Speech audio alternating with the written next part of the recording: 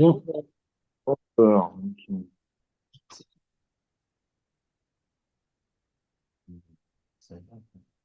bien, il est l'heure fatidique, 20h50. On va commencer tout de suite. Et on va commencer par le partage d'écran.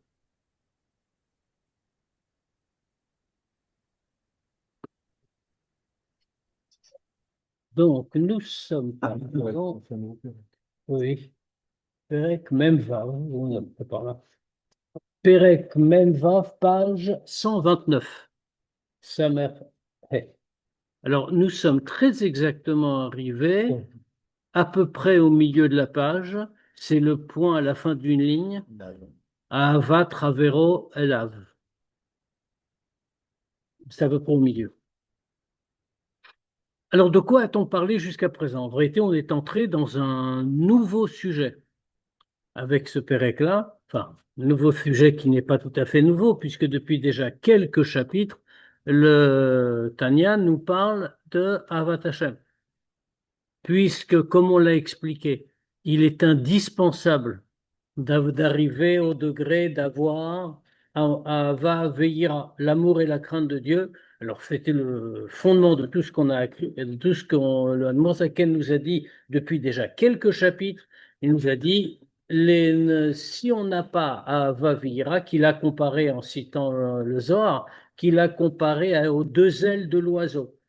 Comme un oiseau ne peut pas voler sans ailes, de la même manière, nos mitzvot et notre étude de la Torah ne peuvent pas s'élever si elles ne sont pas portées par Ava Veira, par l'amour et la crainte.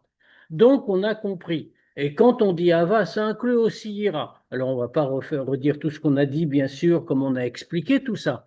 Mais le Admour surtout, nous avait indiqué des chemins pour arriver à Ava. Alors, Ava et Ira, donc, mais on fait focaliser sur Ava. Mais tous ces chemins-là avaient juste, alors c'est pas, Hasvé Shalom, c'est pas un problème, mais quand on les regarde, nous, de notre point de vue, à notre niveau, il y avait une difficulté. C'est qu'à chaque fois, de quoi on parlait? On parlait de la Ahava du Nefesh Elokit. On parlait d'une Ahava. Alors, il y avait différents degrés. Il y avait des degrés plus faciles à atteindre, des degrés moins faciles à atteindre. Mais tous ces degrés-là, c'était dans tous les cas des degrés qui étaient attachés avec la Ahava que peut éprouver le Nefesh Elokit. Alors, dans ce cas-là, ça veut dire que même le degré les plus simples, les moins élevés, on avait distingué notamment la hava sirlit, la hava qu'on construit soi-même, et la hava tivit, celle qui est cachée, qui est un héritage de nos ancêtres, qu'il faut seulement dévoiler. Mais tout ça, finalement, ça n'allait pas de soi, même pour les tout premiers degrés, tout simplement parce que c'est lié au nefesh elokit. Ça veut dire qu'il fallait qu'on soit à un degré suffisant pour pouvoir faire en sorte que notre Nefesh et Elokit puisse découvrir et révéler la Havat Hashem qu'il a en lui. Donc, on a un vrai sujet. Alors, le Admorazaken, maintenant, avec ce chapitre, nous a introduit à une nouvelle chose. Il nous dit, ça, c'est un degré de Hava qui est valable pour tous et à égalité, qui que l'on soit et à quelque degré qu'on soit arrivé. Pourquoi ça? Parce qu'on ne parle plus d'une effet Shelokit. Il y a plus de degré préalable à avoir. En vérité, la réaction qu'on va déclencher pour avoir la Hava, n'est pas liée au Nefesh Elokit, elle est liée au Nefesh Abahamit. Pourquoi? c'est un raccourci. Ah oui. Et c'est pour ça qu'il a commencé le chapitre en disant c'est Derech Yachar, Shavel Echol Nefesh. C'est un chemin direct qui est applicable à tous à égalité. Donc peu importe, il n'y a plus de degré, il n'y a plus de préalable. Auparavant, on nous disait il faut une bonne note, il faut de la méditation pour réveiller son soi. Alors, ça ne veut pas dire que là, il n'y a rien à faire, hein. On va en reparler. Mais c'est bien beaucoup plus accessible. Pourquoi? Parce que c'est le Nefesh Abahamit en cause. Alors, pas Nefesh Abahamit au mauvais sens du terme. Notre partie en nous, Nefesh Abahamit, c'est-à-dire la nature humaine, tout simplement. La nature humaine, c'est pas le Nefesh Elokit, c'est le Nefesh Abahamit. La nature humaine nous permet cette forme d'Ava. Et le Hanmoazaken nous a déjà donné en 3 mots ce que ça voulait dire. Il nous a dit, c'est quand quelqu'un va s'appliquer à lui-même, il va se mettre dans son cœur. Ça, c'est sa partie de travail, hein. Alors, dans ces 3 mots, le Hanmoazaken a déjà dit ce qu'il fallait faire. Il a dit, on l'a vu la semaine dernière, qu'Acher Yassim El Libo, quand il va mettre dans son cœur. Autrement dit, ça ne marchera pas si on ne fait pas un effort. Mais l'effort est beaucoup plus facile parce que c'est de la nature. Quoi donc? C'est ce qui est marqué, Kamaim apanim lapanim, comme l'eau reflète le visage. Ken lève à Adam et à Adam. De la même manière, le cœur d'un homme est reflété par l'autre, par son ami. En d'autres termes, de façon plus claire, qu'est-ce qu'on avait dit? C'est un fait de nature que si quelqu'un m'aime, je vais l'aimer automatiquement. J'ai pas d'effort particulier à faire pour ça. Autrement dit, j'ai pas une avoda de Hitbonenut, pas une avoda comme dans les cas précédents. Aucune avoda. C'est une chose naturelle. Alors quand même, il y a Sim El Libo. C'est-à-dire, je dois le mettre dans mon cœur. Alors pourquoi c'est un problème? On va le redire, hein, on va le revoir. Mais enfin, pourquoi c'est une difficulté? Parce que malgré tout, dans l'exemple que le Hanmurazaken utilise, le rapport entre un homme et un autre, la relation qui se crée entre eux, quand un homme aime un autre homme, l'autre lui rend son amour. On comprend très bien, c'est en fait de nature, c'est Nefesh Abamit. Et on dit c'est comme ça que ça marche. C'est que Maïm Apanim, la panim. Comme l'eau reflète le visage de l'homme, l'amour dans le cœur de l'un reflète l'amour dans le cœur de l'autre. Donc ça, on va appliquer ça pour Dieu, on va le définir longuement. Mais ça marche automatiquement pour qui? Quand un homme, même je le vois, c'est matériel, c'est concret, c'est mon ami. Alors moi, j'ai de l'amitié pour lui, j'ai de l'amour pour lui aussi. Maintenant, face, parce que c'est concret, que ça se saisit entre les mains. Maintenant, là, on va appliquer ça à la relation, c'est tout le sujet du chapitre. On va appliquer ça à la relation entre Dieu et l'homme, entre Dieu et le juif. Ça, c'est du spirituel, c'est détaché de l'observation matérielle. Donc, ça demande quand même un effort. Le Yassim el-Libo, mais on comprend qu'on n'en est plus à la Hitbonenut profonde, à la méditation profonde qui est demandée pour les autres degrés de Hava. Ici, c'est beaucoup plus simple parce qu'on s'appuie sur quelque chose qui est en tout le monde, c'est-à-dire un sentiment naturel qui existe chez chacun. Et il faut le mettre dans son cœur parce que simplement, il faut apprendre à se rendre compte que on va faire semblant de ne pas s'en rendre compte. Voyons, c'est quelque chose de naturel, ça. Ça veut dire, ça n'a rien à voir avec l'émouna, c'est un autre degré. La fait quelque chose qui fait partie de la nature du juif. Maintenant, là, on va plus loin que l'émouna. On dit l'amour. Je vois que Dieu m'aime, Kamaïm, Apanim, Lapanim. L'amour que Dieu éprouve pour moi fait que moi, je vais éprouver de l'amour pour lui. Comme on parlait tout à l'heure d'un homme par rapport à un autre homme, ça, c'est compréhensible. Mais vis-à-vis d'Hachem, il y a une approche différente. C'est ce que dit juste ça, c'est tout le chidouche de ce chapitre dans le Tanya. C'est de dire qu'il y a une voie que peut-être on a tendance à pas explorer, parce que quand on parle d'Hachem, effectivement, quand on parle de Dieu, on a tout de suite tendance à penser à des très hauts degrés d'amour qui demandent une grande spiritualité. Ça veut dire tout ce qu'on a dit avant, ce qui est vrai. La l'étude, la fatigue. Et on a montré comment la Noazaken a montré comment la fatigue est forte, la fatigue nécessaire est importante pour pouvoir arriver à ça, même pour révéler ce qui est en nous déjà. La vativide, comme on disait.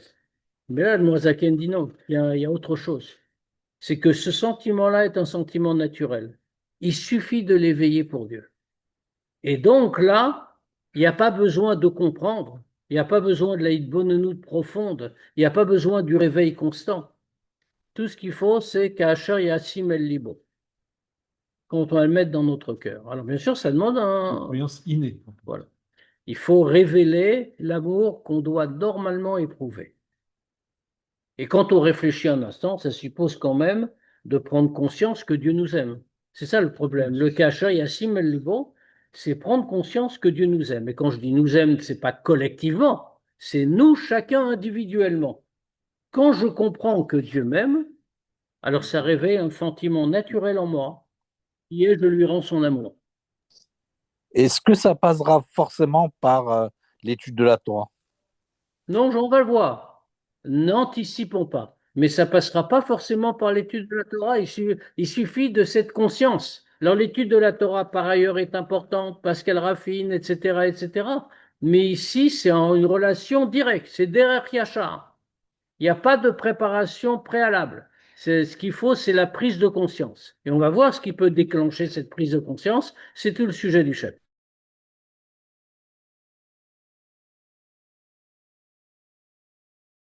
Page juste après le point. Veine. Zéu teva anaoug bemidat koladam. Et ça, c'est la nature applicable à propos de tous les hommes. Afim shnehem shavim bemaala. Et même s'ils sont du même degré tous les deux, peu importe. L'amour de l'un éveille l'amour de l'autre. Et ici, on est dans un cas qui est en plus bien plus favorable au développement de cet amour. Pourquoi? Voilà, chat kama vekama.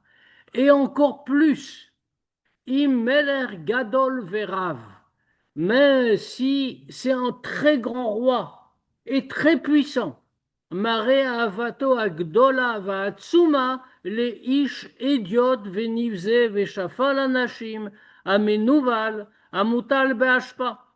Et encore tellement de fois plus, si c'est un très grand et très puissant roi. En réalité, on voit les trois éléments ici. Quand il y a une relation d'amitié ou d'amour entre deux hommes, une relation de Hava, il y a trois intervenants qu'il faut analyser en réalité. Ce qu'on appelle Admoazaken. Hein. Il y a celui qui aime, il y a celui qui est aimé, et il y a le lien entre eux, c'est-à-dire la Hava. Ici, qu'est-ce qu'on voit alors? Vous voyez que déjà, le Admoazaken a posé ici les termes de la parabole qu'il va utiliser. Si c'est un très grand roi, il n'a pas choisi un petit roitelet, hein, Meler Gadol Varav, un roi très grand, très puissant, Rav, ça veut dire qu'il gouverne pas seulement un pays, mais plusieurs pays, un roi très grand. Et qu'est-ce qu'il fait? Mare Avato Agdola Vaatsuma. Il montre un amour qui n'est pas un petit amour, je t'aime bien, tiens, viens me voir. C'est Avagdola Vaatsuma, un amour grand et puissant, un amour extraordinaire. Et ça aurait pu être un ministre, un autre roi, un seigneur, non, pas du tout. Les Ishediot, un homme ordinaire, et pas seulement ordinaire, Venivze, méprisable, Veshafal est très bas, Shafal Nashim, très bas, Oumenouval, répugnant, dépravé, Amutal Beashpa, qui est allongé dans l'ordure. Et on parle de nous, hein, pour ceux qui n'ont pas compris. Des ordures. Donc on est allongé dans l'ordure. Ben, on est allongé. Qu'est-ce que tu croyais? On est tous des ordures, alors. On est. Non, mais nous sommes effectivement Nivzev et Shvalanashim Menouval. Et on est allongé dans l'ordure. Pourquoi? Parce que ce monde est l'endroit des ordures. C'est l'endroit des clipotes. C'est exactement ce qu'on est. On est plongé dans l'ordure matérielle du monde. N'oublions pas que nous sommes nés, dit le Zohar, des shmarim, des malachim, des excréments des anges, pour traduire en traduction libre. Et enfin, le monde. Le monde. Nous, on est Mais des l'Israël, il se distingue quand même de cet âge-là. Pas du tout. Si on s'en distinguait, on verrait Dieu constamment. Est-ce que c'est le cas? On s'en distingue en potentiel, oui. Si on regarde la Neshama, qui est une partie de Dieu, qui est au-delà de tout, etc. Mais si on regarde l'homme tel qu'il est, on est décrit ici parfaitement. Alors, mais qu'est-ce qu'on voit? Bon, on peut se consoler quand même. Il y a le Melech Gadol Varav. Donc, le feu roi là, Veyore delav mimkom gvodo. Et qu'est-ce qu'il fait le roi? Le roi en question, qui est tellement grand, il sort de l'endroit de sa gloire, c'est-à-dire de son palais. Et pas tout seul discrètement parce qu'il a honte d'aller à la rencontre de cet homme si bas. Il le fait Im kol sarav yardav. Il le fait avec tous ses ministres qui viennent avec lui. Il emmène tout le monde. Umekimo, il le fait se redresser. Umerimo, il élève mashpato de sa décharge. Umachniso, les echalo, echalamelech. Et encore plus que ça, on va reprendre les termes. Il le fait non seulement, il a fait tout ça, ça veut dire, tout est dans la métaphore utilisée, la Zaken volontairement utilise une image totalement exceptionnelle, totalement invraisemblable. Je veux dire, le roi le plus puissant, qui gouverne des tas de pays, c'est pas un petit roi, c'est un très grand roi. Et l'autre en face est un homme qui n'est pas un homme comme les autres, qui n'est pas quelqu'un d'important ou simplement quelqu'un d'ordinaire dans le royaume. C'est quelqu'un qui est très bas, spécialement bas, qui est dans l'ordure, au sens le plus strict du terme. Et c'est même pas que le roi et le roi l'aime tellement que c'est même pas, par exemple, on aurait pu imaginer que le roi le fait chercher, qu'il l'habille, qu'il le fait venir dans la salle du trône. C'est déjà extraordinaire. Pas du tout. Le roi y va lui-même. Et quand il y va, il ne veut pas que ça ne se sache pas, il ne veut pas le faire discrètement, il emmène toute sa cour avec lui. Et qu'est-ce qu'il fait? Il va voir l'homme là où il est, dans son tas d'ordures. Et lui-même le prend, le relève, l'élève au-dessus de ses ordures, et il ne se contente pas de ça. Machniso le echalamelech. Il le prend, il le fait rentrer dans son palais. Là, on aurait pu penser qu'il le fait rentrer dans son palais, ça suffit. C'est déjà extraordinaire ce qui est arrivé à cet homme. Mais il ne se contente pas de le faire rentrer dans son palais en général. Cheder lifnim micheder. De plus en plus à l'intérieur du palais, pièce après pièce, Et il le lave? jusqu'à l'endroit où personne ne rentre. Comme ça, on explique il y a différents, dans le palais, il y a différents degrés.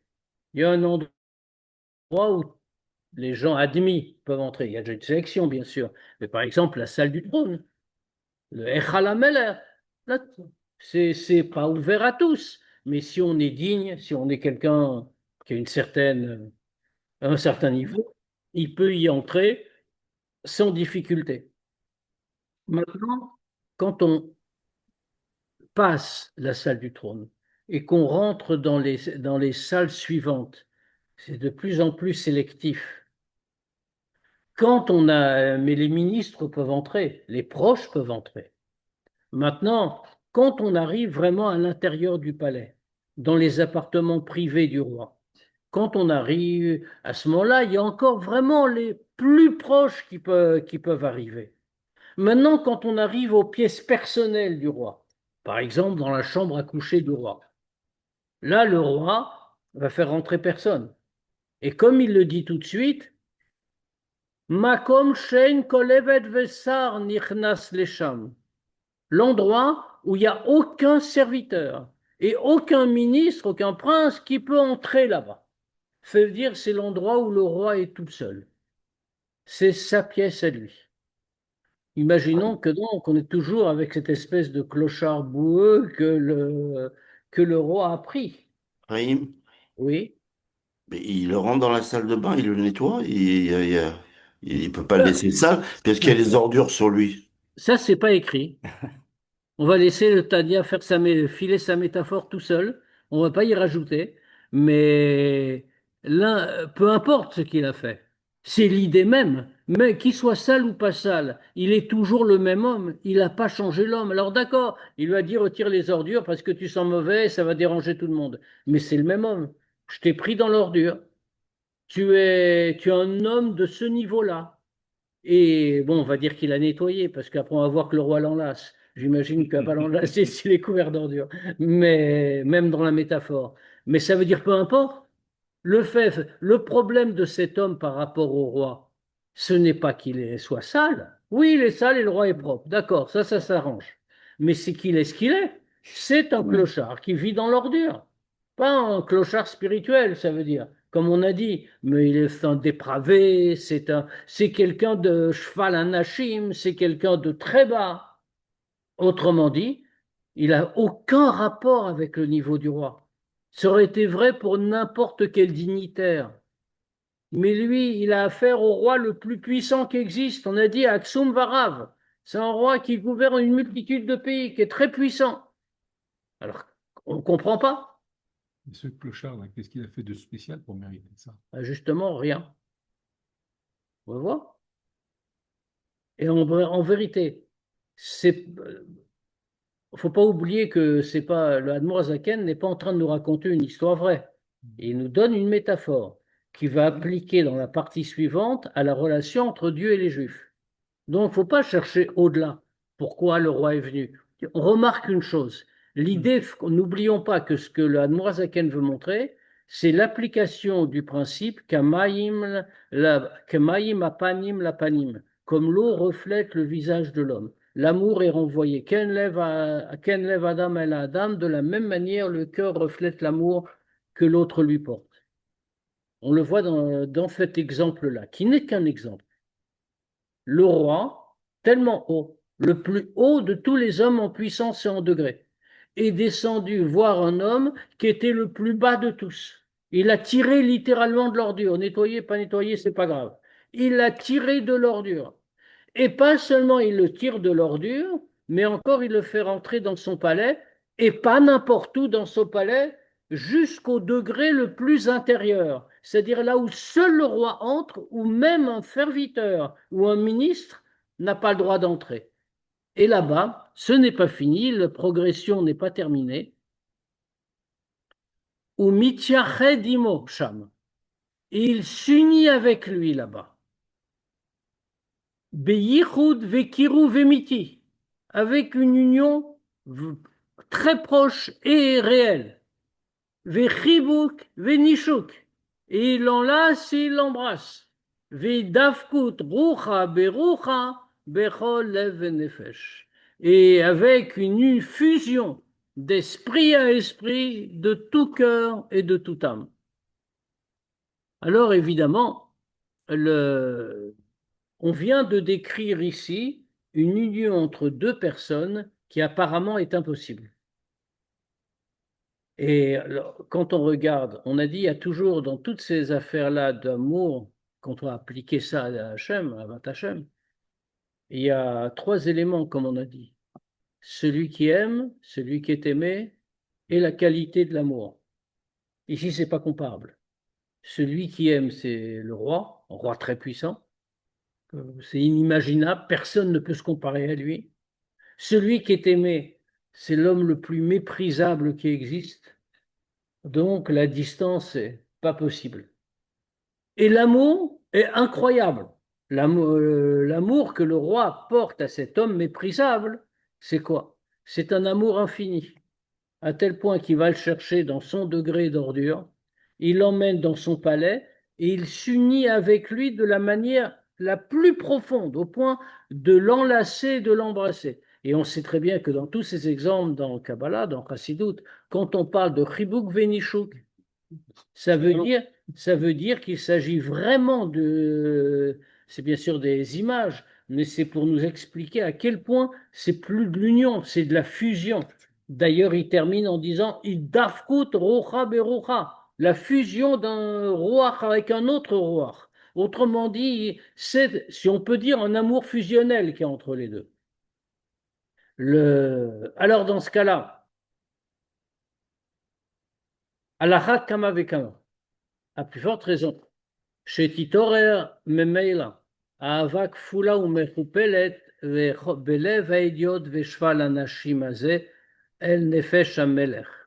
Alors dans ce cas-là, combien plus quand l'homme méprisable reçoit cet amour et voit ce que le roi maintenant est en train de lui manifester très concrètement. Alors qu'est-ce qu'il fait? Automatiquement, ça va réveiller en lui un amour doublé, redoublé. Autrement dit, même pas le même amour que le roi lui porte, mais un amour encore bien plus grand. Pourquoi? Parce que lui est très bas. Il va aimer le roi, bit kashrut nefesh mamash, en, avec Itkashrut HaNefesh, son âme va s'attacher au roi. Milev Nefesh Meumka Deliba le Ein Ketz. Avec un lien profond du Nefesh, et ça va venir du Lev Nefesh, du plus profond du cœur, les Ein Ketz sans limite. Donc, qu'est-ce qu'on dit? On dit qu'en réalité, l'amour qui a ici a été donné par le roi, du fait justement de la distance. Le roi qui est tellement grand, il s'est abaissé jusqu'à cet homme méprisable. L'homme méprisable, il est obligé de constater ce qui se passe, que le roi l'aime, pour une raison qu'il ne connaît pas. Mais le roi l'aime. Et le roi l'aime tellement que bien qu'il n'ait aucun rapport avec lui, il est venu le chercher dans son niveau dramatique. Et il l'élève jusqu'au plus profond du palais, là où personne, même les gens les plus importants du royaume, ne peuvent entrer. Alors dans ce cas-là, quand il voit cet amour qui n'a pas de raison, de logique rationnelle, qu'est-ce qu'il fait? Immédiatement, c'est l'application du principe. Kamaim, apanim, lapanim. L'amour reflète l'amour. Alors lui, dans son cœur, se réveille un amour infini pour le roi, un amour qui va l'attacher complètement au roi.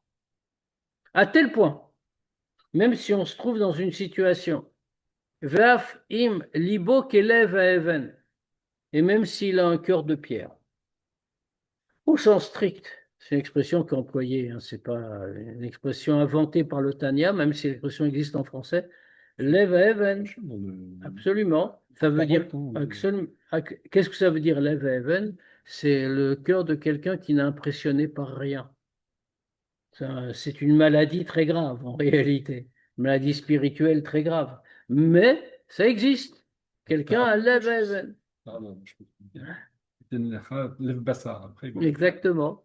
Alors, quand il va, même si cet homme-là méprisable a un cœur de pierre, c'est-à-dire que normalement, il ne ressent rien, il n'est sensible à rien.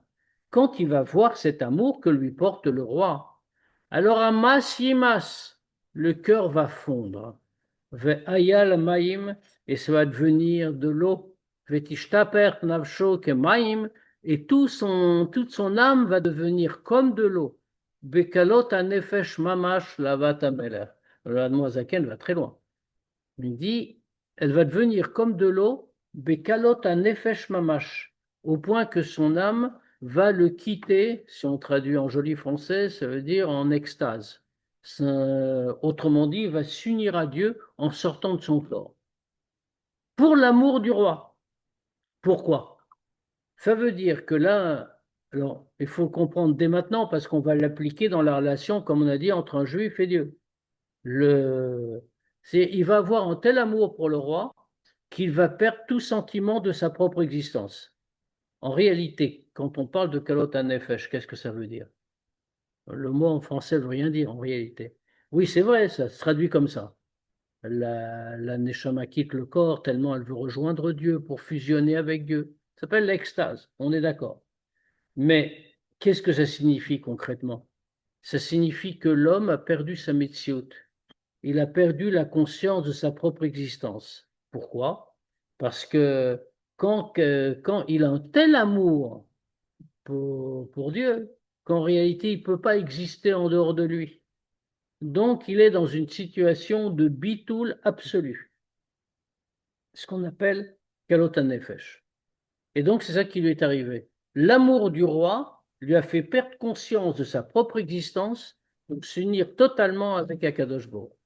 Mais ça, c'est quand il fait fonctionner les sphirotes de Chabad qu'il a ça. Pas du tout. Pas forcément. Mais il fait fonctionner la Bina en tout cas. Beaucoup la Bina. C'est exactement ce qu'on a dit en introduction de ce chapitre.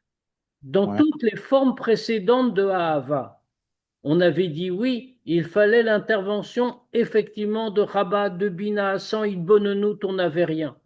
Ici, on ne fait pas appel à Idbonenout. Ici, on fait appel à ce qu'on a appelé un sentiment Teva Anaouk Bemidat Koladam. C'est la nature de l'homme. Quand on m'aime, j'aime celui qui m'aime. Ça, c'est pas Chabad. Ça, c'est la nature humaine. Et c'est pour ça que c'est à la portée de tout le monde. Et Non, même, parce que je me réfère à l'étude de la Torah, c'est peut-être pour ça. Je me dis que quand on étudie la Torah, on fait fonctionner Chabad, en fait. oui, mais là, on ne parle pas d'études de la Torah. Ouais, j'ai compris. Je suis toujours Malheureux- dans cette logique. Ouais. Malheureusement, en plus, on sait très bien que, comme on a dit, même par l'étude de la Torah, c'est pas obligatoire qu'on ait Avat Hashem, comme on l'a Ouais, dit. mais on arrive à l'extase quand il y a l'étude de la Torah. Oui, enfin, moi, personnellement, je connais personne, en tout cas, vous m'excusez, assis autour de cette table, qui soit arrivé à l'extase en étudiant la Torah. Il peut dire c'est très beau, ou alors il peut dire je suis heureux, j'ai bien compris, ou alors il peut dire encore le raisonnement est très beau et m'émeut beaucoup, mais ça, c'est le contraire de l'extase. Ça s'appelle au contraire la metsiout. Je pense, j'existe, j'apprécie, c'est le moi qui est au centre. C'est pas la Chokhmat Hashem qui est au centre. Et Ah, d'accord. se lève à Even, percevoir cet amour d'Hachem. Oui, il peut percevoir cet amour d'Hachem. C'est un privilège de percevoir cet amour. Pour le moment, on parle de la personne méprisable avec le roi. Oui, On va appliquer ça un instant. On n'est pas encore arrivé à l'application spirituelle. Pour le moment, on le regarde en matériel. On dit matériellement, si ça arrivait vraiment, que le grand roi a été chercher l'homme méprisable sur son tas d'ordures et lui a fait tout ça, alors l'homme, il va être tellement touché que même s'il ressent rien d'habitude, ça va transpercer toutes les défenses. Et ça va le faire fondre. mm. Autrement dit, l'amour, parce que c'est la nature humaine. Comme on m'aime, j'aime. Je ne vais pas haïr quelqu'un qui m'aime. Pourquoi? Parce que c'est naturel. Et ça, il est obligé de le percevoir, ça. Oui, Le l'amour est si fort, cœur de pierre ne le perçoit pas. sauf s'il y a quelque chose qui peut le faire fondre. Ce qu'Admorazaken dit, l'amour est si, dans ce cas qu'on vient de dire, l'amour est si fort que ça va faire fondre le cœur de pierre. Donc maintenant, on va appliquer ça. Tout ça, c'est très joli, bien sûr, mais on va essayer d'appliquer ça à ce qui nous concerne. C'est-à-dire, c'est ce qui vient juste après les deux points. On va appliquer ça à la relation que Hachem a avec nous, Dieu avec nous, puisque maintenant on a parlé dans ce sens, hein. On a dit le roi avec l'homme méprisable, autrement dit Dieu avec chacun d'entre nous. Ensuite, dans le chapitre plus loin, on n'y arrivera pas aujourd'hui, mais ça peut se rattacher pour la fois prochaine. On va parler du sens contraire. Autrement dit, la position de l'être aimé. Et aussi, il faut définir la hava. On a dit il y a trois éléments qu'on doit. C'est le sujet du chapitre, on va définir les trois éléments. Je leur dis pas. Pourquoi un amour très fort fait perdre les messieurs? Je n'ai pas compris le lien. Parce que j'aime très fort quelque chose, alors je m'oublie complètement. Parce que je me donne pour l'être aimé. C'est pas l'amour qui fait ça. L'intensité de l'amour fait que je veux me donner pour l'être aimé. Je l'aime autant. Donc, j'existe plus. Je m'oublie tellement je l'aime. Autant que moi je m'aime à moi, quoi. C'est-à-dire que Plus encore, puisque je m'oublie. Si c'est juste autant, je vais faire 50-50. Donc, il n'y a pas qu'à l'autre un effet. Et si c'est énormément, alors maintenant je m'oublie à moi. Exactement. Et en vérité, c'est normalement le sentiment qu'on devrait avoir pour Dieu. Bon, nous sommes bien avant? On aime tous la Cosmo. Non. La preuve que non. Si on aimait Akadosh Baruch Hu, on n'aurait jamais une pensée en dehors de lui, une parole en dehors de lui. On est tous des juifs religieux, on fait bien sûr toutes les mitzvot avec le plus grand scrupule et en faisant attention à chaque détail, etc.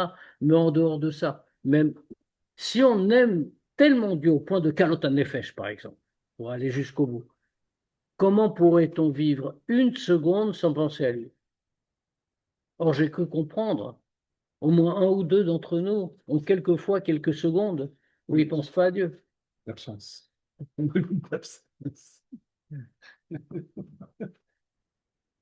Or, ça veut dire qu'on a une mitziout. Si on pousse les choses jusqu'au bout, c'est quasiment de la vodazara. Spirituellement parlant, pas lachiquement Veine, Le fait de ne pas penser à Hachem systématiquement, on pense à Avodah. Non, On on tombe à pense. Avodah.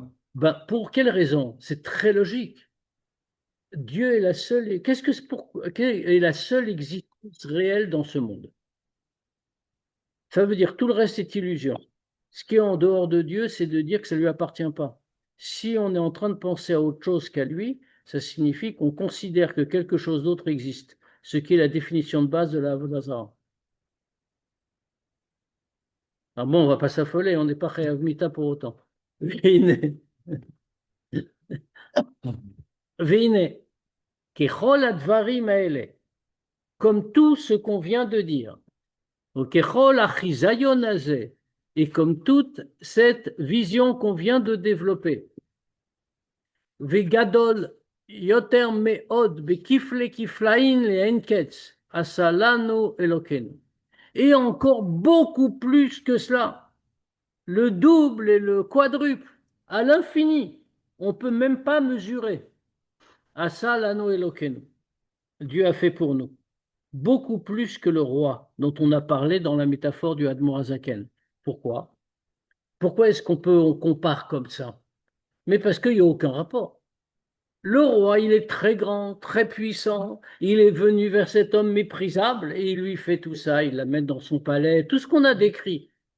Mais Dieu a fait beaucoup plus pour nous. Il est beaucoup plus grand que le roi en question. D'abord, il est Gdoulato Enreker, parce qu'il n'y a pas de mesure à sa grandeur. C'est-à-dire, le roi dont on a parlé, le Admorazaken nous a dit, il est Atsum Varav. C'est un roi puissant et qui domine de nombreux pays. Donc vraiment, il était très grand pour un roi.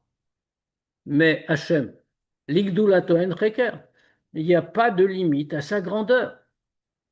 À tel point, il n'y a pas de limite à sa grandeur que c'est lui qui crée tous les mondes. Alors, je ne vais pas vous redéfinir Memale Kolalmin, Sovev Kolalmin, mais c'est vraiment pas le sujet ici. Mais simplement, le Admour Azaken veut nous dire que c'est lui qui fait exister tous les mondes, qui les crée et qui les maintient à l'existence constamment. Et pas seulement notre monde, comme un pays, on va dire, ou une multitude de pays, mais tous les mondes matériels et spirituels. Venoda mizoar akadosh va'arizal, ribouy ha'echalot va'olamot, ad ein mispar. Et comme c'est connu du Zohar et du Harizal, la multiplicité des chalot, des degrés, des mondes, aden mispa, à l'infini. Ubechol olam ve'echal ribo revavot mlachim leen ketz vetachlit. Et dans chaque monde, et dans chaque echal, dans chaque niveau spirituel, il y a des milliers de malachim, à l'infini.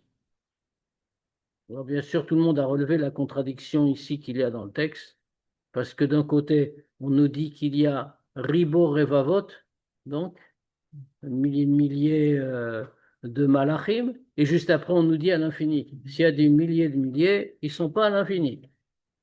Alors, mais il y a une Gemara qui répond à cette question, que cite immédiatement le Tanya. C'est dans Chagiga, une Gemara très connue. Ukmo shekatu bigmara. Comme c'est marqué dans la Gemara, Ktiv, il est écrit, Ayesh mispar ligdudav, a-t-il un nombre à ses troupes, à ses armées, pardon, cherchez le mot. Uktiv, il est écrit, donc ça veut dire on n'a pas, c'est un point d'interrogation. Est-ce qu'on va dire qu'il y a une limite, quoi, un nombre? Alors, il est écrit par ailleurs, Elef alafim yishamshuni, veribo revavam kadmoi, que des milliers de milliers me servent et des dizaines de milliers me précèdent. Autrement dit, hein, il y a une limite, d'accord, ils sont très nombreux, mais il y a une limite. Comment on met les psukim ensemble? C'est la question de l'Agmara. On met Shan et elle répond, Elef alafim chulu, mispar gdud echad, les milliers de mille, le mille milliers, ça c'est le nombre d'une armée, d'un gdoud. Aval igdouda, aval mispar. Mais il n'y a pas de limite au nombre de ces armées. Donc, se dire que c'est à l'infini. Or, tout ça, c'est très bien. Ça veut dire que Dieu est tellement grand que non seulement il est créé, maintient tous les mondes, mais tout est à l'infini auprès de lui. Et plus que ça encore, plus que ça encore, parce que pour le roi, dans la métaphore, pour le roi, il est très puissant, il a de très nombreux pays, il a de très nombreuses armées, etc., etc. Mais tous existent, ils ont une existence réelle, concrète, et simplement le roi les domine.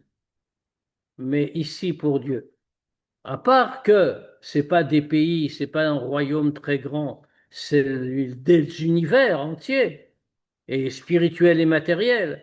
À part que les armées sont très nombreuses et qui les dominent, Kulam Kame Kelam Amash Chashive, tous devant lui sont comme totalement inexistants. Ou Betelim Bemetziut Mamash, et ils sont totalement annulés, ils n'existent pas réellement. Avec une comparaison qui va nous faire comprendre à quel point rien n'existe devant lui. Kebitul dibur echad mamash, legabe maut hanefesh amedaberet va'atzmuta. Comme c'est l'annulation d'une parole par rapport à l'essence de l'âme du nefesh qui parle. Pourquoi? Qu'est-ce qu'on veut dire par là? On avait déjà rencontré cette idée dans le Tanya, il y a 2 ou 3 prakim, ou un petit peu plus loin peut-être. On avait expliqué comment ça se passe la parole. Nous voyons que nous parlons. D'où viennent les lettres que nous utilisons pour parler? Alors c'est expliqué, en vérité, c'est dans Kabbalah et dans Chassidut, le processus est expliqué. Il dit qu'en réalité, on voit bien que même quand on pense avec des mots et avec des lettres. D'où viennent ces mots? On ne peut pas dire que les mots existent uniquement quand je les prononce. On est obligé de dire qu'il y a des mots de la pensée, donc des lettres de la pensée. Tandis à un certain degré de Chabad, pour le coup, où il y a comme une espèce de réservoir de lettres. Et c'est ces lettres que je révèle quand je les emploie pour m'exprimer. Ce qui veut maintenant, un mot en soi, une lettre, c'est une chose importante. Avec un mot, je peux me rattacher à quelqu'un d'autre. Je peux exprimer ce que j'ai dans ma tête pour quelqu'un d'autre. On dit, c'est une relation importante. Mais le mot, quand est-ce qu'il existe?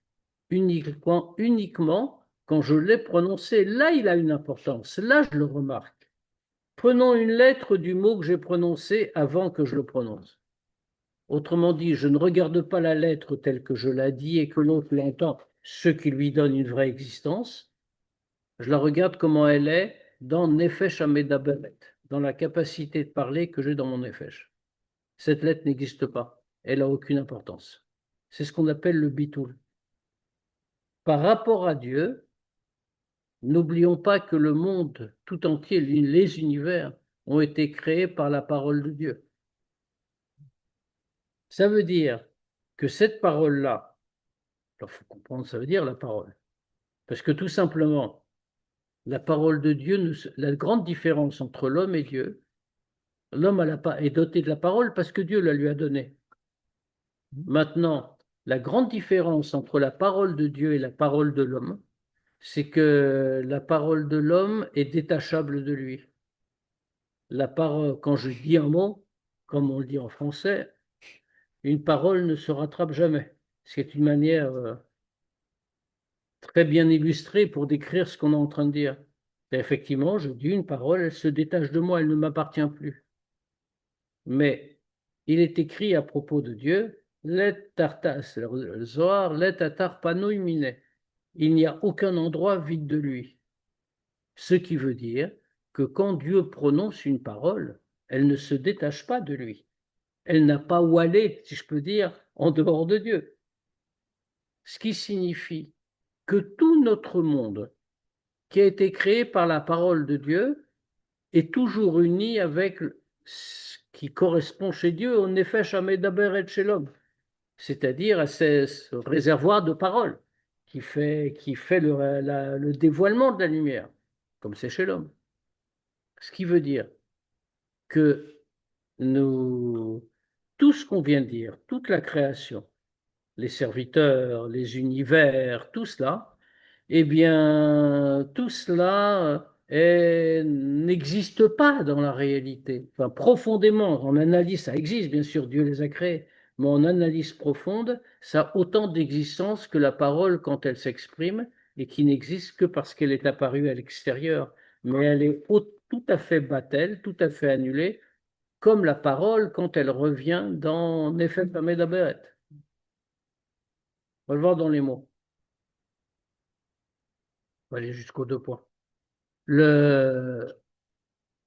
Donc, rien n'existe devant lui. Ou betilim bemetziut mamash. Ils sont totalement annulés. Kebitul dibur echad mamash, exactement comme l'annulation d'une parole, les gabe maout nefesh amedaberet vatzmuta, par rapport à l'essence de nefesh amedaberet. Je ne sais pas comment on peut dire ça, l'âme parlante, si on veut, ça ne veut rien dire, mais c'est pas une traduction. Be'od shaya dibura adayin bemarshafta, quand la parole était encore dans la pensée. Ou beratson vechemdat alev kenal, ou dans la volonté ou dans le désir du cœur. Kenal barichut, comme on l'a déjà expliqué. Ce qui veut dire que puisque le monde tout entier est créé par la parole de Dieu, et que la parole n'est pas détachable de sa volonté, de sa pensée, puisqu'il est le tout. Donc rien n'existe devant lui. Donc on n'a pas affaire à un roi qui domine les choses quand on est en train de rapporter la métaphore à notre relation avec Dieu. On n'a pas affaire à un roi qui domine les choses. On a affaire à un roi devant quoi tout est inexistant. Donc c'est un roi infini, au sens strict du terme, au-delà de l'infini. C'est pas un grand roi puissant, c'est le seul existant. Donc celui qui aime, quand on réfléchit, quand on yassime les beaux, puisque ça on doit le faire ce travail, quand on doit mettre en son cœur ce qui est en train de se passer, alors on doit se rendre compte du caractère particulier de celui qui nous aime. Ensuite, on va s'arrêter là pour ce soir, mais ensuite, on va rentrer dans la définition de celui qui est aimé. Et puis, on terminera par la définition d'amour qu'il nous porte. Et quand on a ça, quand on comprend tous ces points, on a déjà défini maintenant quelque chose d'absolument invraisemblable, hein, quand on mesure vraiment la portée de ce qu'on vient de dire. Ça signifie donc qu'on va, à ce moment-là, quand on imagine que c'est Dieu, comme on vient de l'appeler, comme on vient de le définir, qui nous aime, ça ne peut que déclencher l'amour en nous. On va s'arrêter là et on peut bien sûr répondre aux questions s'il y en a. Oui, Rav, c'était vers la fin de ce que vous avez dit par rapport à la parole qui est détachée du nefesh. Hamedaberet, oui. Un nefesh Hamedaberet. Et quel est le rapport avec l'amour avec Dieu? C'est ça que je n'ai pas bien saisi en fait. Non, c'est pas le rapport avec l'amour. On est en train de dire la grandeur de Dieu. Parce que, comme on a dit, tout est battel devant lui. Tout est complètement annulé. Oui. Et le Tanya a dit, comme la parole quand on la ramène dans sa source, c'est-à-dire l'âme qui parle, l'âme parlante, le Nefesh Hamedaberet, autrement dit le réservoir de parole qu'on a utilisé.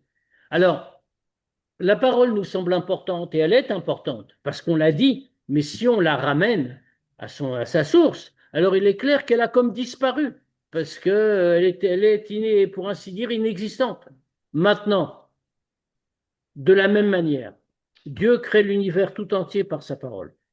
La seule différence, c'est que quand nous disons une parole, elle sort de nous, elle existe indépendamment. Quand Dieu dit une parole, elle ne sort pas de lui. Pourquoi? Parce qu'il n'y a rien en dehors de lui. Elle reste en lui.